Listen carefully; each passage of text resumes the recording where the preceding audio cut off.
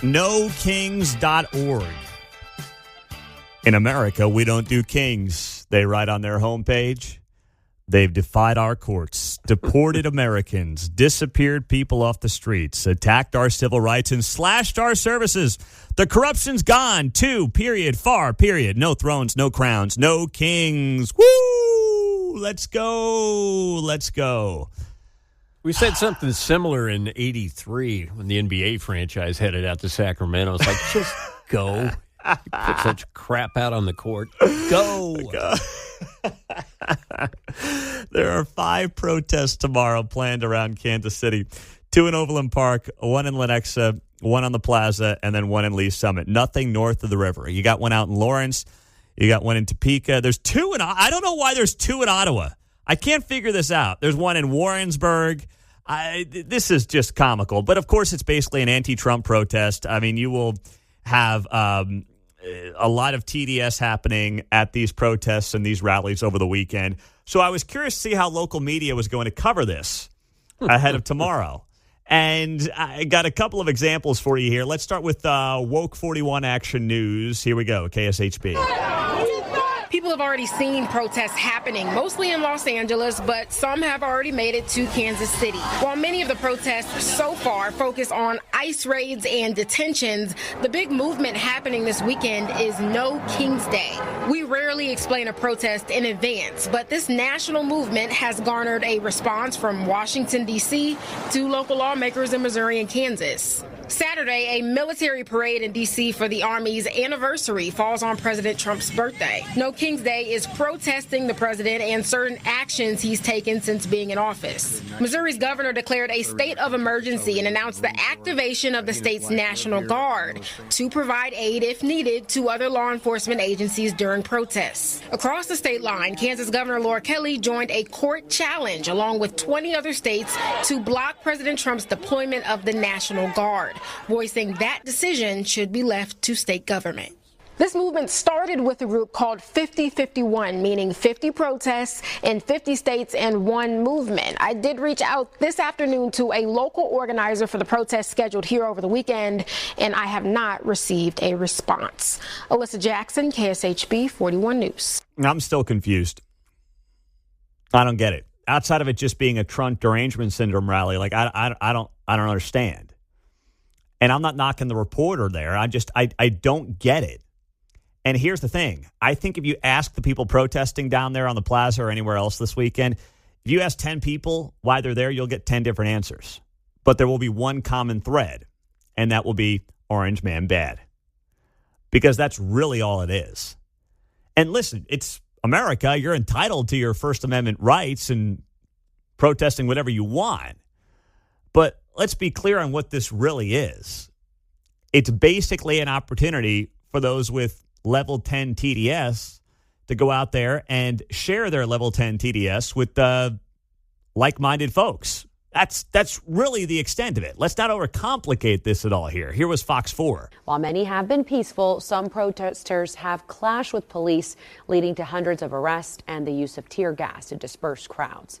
Now, tonight, we're hearing from Missouri House Minority Leader Ashley Ani. The Democrat from Kansas City calls the governor's order a, quote, unwarranted state of emergency. She went on to say Governor Keough's actions attempt to intimidate and suppress peaceful protests. And that is in regards to Governor Kehoe announcing and activating the National Guard in Missouri to help out where needed.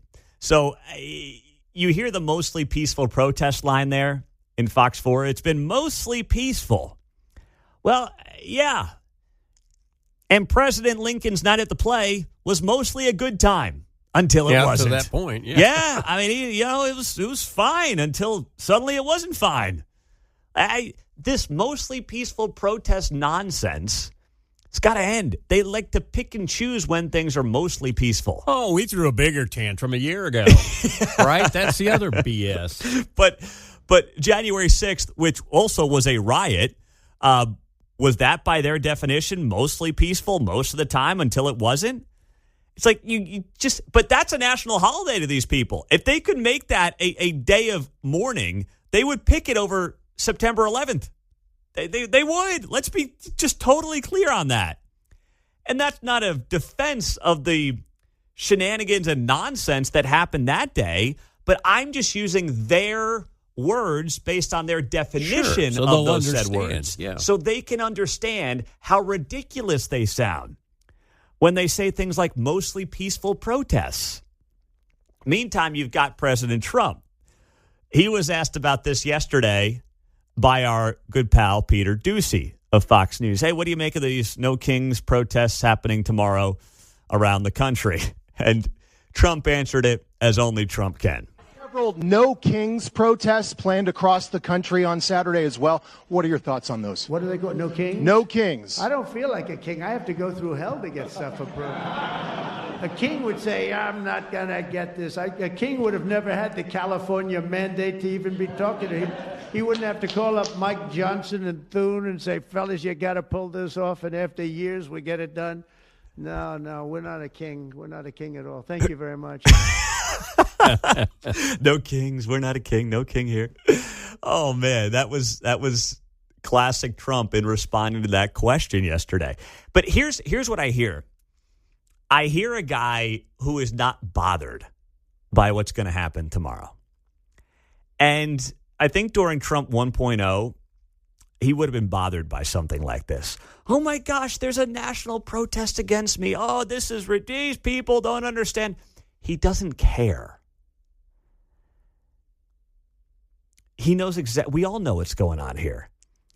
It's paid for activism by dark money groups, well organized, and no matter what, they were going to have some protests this summer. They were going to, make it seem like the whole country's against this guy. And, Trump's got the mandate. He knows it's not the case.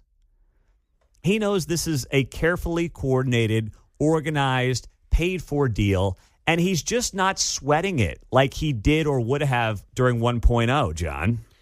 I love him bitching and whining. It's like parents leave for weekend and hide car keys. Adolescent has temper tantrum, right? You're just setting it up, making sure something doesn't happen, just in case. And that's how he's treating it. And that's exactly how he should treat it. He's leaving the house for the weekend. He's trying to make sure his kids don't act like hooligans. And you know what? They probably will, but he's not going to sweat it. I have no issue with how he's handled that and his approach on the back end. And it's actually, I think, good for him and good for the country for him to have that response. If he was getting worked up over this, then his supporters would get worked up, and then everyone would be like, what do we do? Counter protest. Just laugh, ignore, and go about your lives this weekend. Okay, that's it. That will tick them off more than a counter protest. If you ignore and have a great Father's Day weekend, if you're a dad, and you kick your feet up and you watch some golf, and maybe you pass them at Sarco Park in Lenexa, or you pass them in Overland Park, or maybe you're down on the plaza or out in Lee Summit, just smile and wave. That's it. And the media is going to report it like, maybe you honk your horn, and the media will be like, there were lots of people honking their horns in solidarity with the protesters, because for some reason, media always assumes that if you honk your horn at protesters, it means that you are honking in solidarity, which I've never understood. But it's probably to continue furthering a narrative. But whatever you want to do, but please, let's just have fun with it. Frankly, mock it. That's the best way to handle it, and that's the best way to get under folks' skin. Let's go to Randy. What's up, Randy? You're on KCMO. Hey, morning. Yeah, we have what they call a Trump rally, and I'm going to designate this a grump rally because it sounds like they've got everybody all together who's all a bunch of grumpies. And have you never noticed you don't see a happy liberal ever? They're hard to spot. I will agree with you there. I'm designated a grump rally. The only thing that concerns me in the whole scheme of things with the thing going on in Israel is that somehow or another this is going to bleed over to the Free Palestine, and there are going to be elements inside of that thing that could actually become dangerous. That's the only real concern I have. Yeah, I'm not too concerned. Thank you, Randy. I really think it's going to be an unimpressive, not maybe numbers-wise in places like Chicago or New York or San Francisco or places like that. But I really don't believe tomorrow is going to look anything like, let's say, 2020. If Tuesday night was any kind of indication, and there was rallies Tuesday night down at World War I, if that is any indication of what's to come this weekend, I'm really not sweating it. Now, of course, we want to make sure KCPD is on it and obviously protecting innocent businesses and folks.